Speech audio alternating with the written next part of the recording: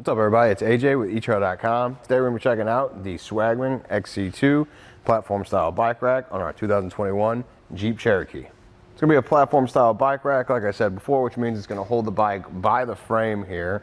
It's going to be a nice option for, it's sturdier, more sturdy than, you know, the hanging style bike racks. The platform style definitely hold the bike far better. It's not going to be any swinging back and forth. And this is a good one if you want to carry your two bikes to the trails with the platform style and you don't have a whole lot of room to store your bike racks. So the platform style bike racks can get pretty big and pretty bulky. This one can actually fold up and take up far less space than some of the other ones. And we're gonna check that out a little bit later, but right now let's just focus on how it holds the bikes. We got the hook coming down on the frame, so we don't recommend using a carbon fiber style bike because that could damage the frame. We have an aluminum road bike on here right now and it's just fine. Now there is padding on the hook, so it's not just like a metal hook coming down on there, but still, you want to protect your bikes. It's going to have a good hold on there. It ratchets down by pushing on this tab here. You push that in, you can slide the hook up and off so you can completely remove it when it's time to remove the bike. That's actually pretty helpful too, because sometimes the center mass or hooks get in the way when it goes to unloading the bike. Now if you look down at where the wheels are, let me put that hook back into place. It ratchets down in there like that too. You don't need to push super hard or anything like that. Just that slight push like I did, gripped it very well. We got wheel bases down there where the wheels sit in, those cradles. You can undo and loosen them and move them to accommodate different wheel bases. So that's kind of the nice thing too, is it's not just meant for one style of bike and one style or one size wheelbase. You can adjust it to fit your bikes, and you're going to need to do that when you go to add a second bike on here too, because if it's not, or even it is the exact same bike, you can't put it in the exact same spot. There might be contact with the seats or handlebars, so you can adjust those, move those side to side and kind of get them out of the way of each other. A detail I want to point out is with the points where you push in on the button, there's these little holes, and those are for padlocks, so you can lock up your bikes on this bike rack, which is nice. You just throw a padlock in there and you can't push those buttons, and then the hooks can't slide up. So essentially it's locking your bike to the bike rack. Let's take a second to look at how it sits on the back of your Cherokee here. Looks like it's going to obstruct your backup camera, so when you're backing up it's going to be going off at you because the bike and the bike rack are there. Looks like you can see your taillights pretty well. If I take a step back and look, it blocks this one on the passenger side.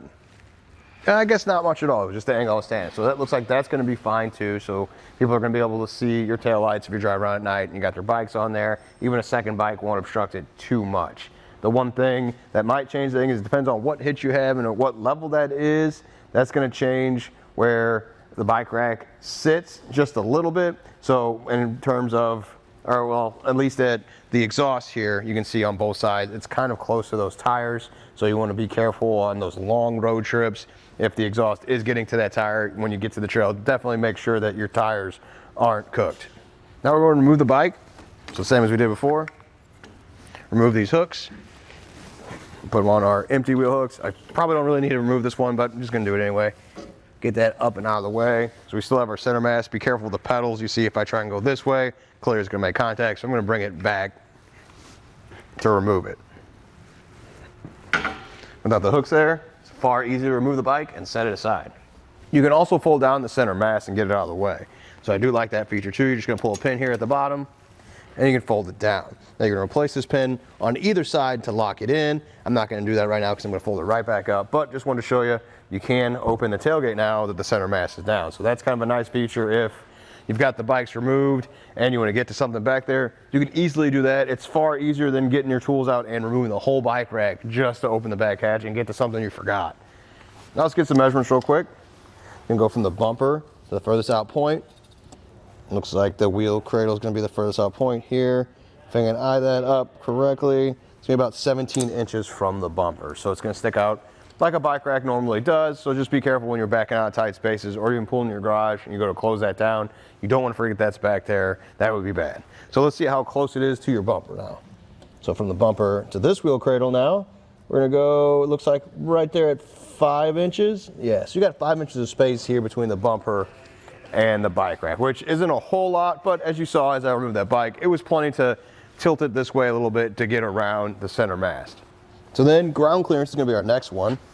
There is a rise in the shank, so that's going to help you out depending on what kind of hitch you have. So we're going to go from here. I guess we'll do one of these knobs here, maybe this pin It's about 13 inches or 14 inches if you don't count this pin here. So there is a significant amount of space here from the ground. Just be careful when you're going up those steep driveways or hills. You don't want to bottom out.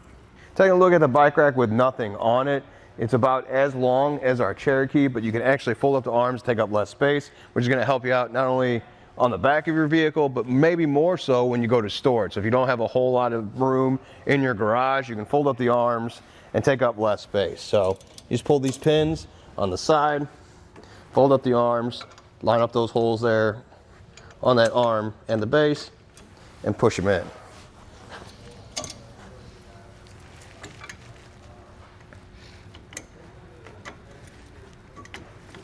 Like that.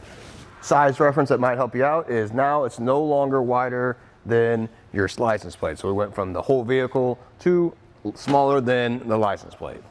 Let's take a look how it sits in the hitch. So it's going to be in a 2-inch by 2-inch hitch right now. There's an adapter sleeve you can remove and make this fit an 1.25-inch hitch. If you have another vehicle you want to use it on, you can do that. Comes with an anti-rattle hitch pin. I'll show you. You can shake the whole Cherokee back and forth just by that base, and there's not rattling or movement here at all in the hitch. That means it's not going to transfer up to your bikes. Overall, it's a nice platform style bike rack. It's going to help you get your 2 bikes to the trail and save up space when you go to store it in the garage or wherever you're going to put it, because it folds up those arms. Well, I think that does it. Thanks for hanging out, and I hope this helped.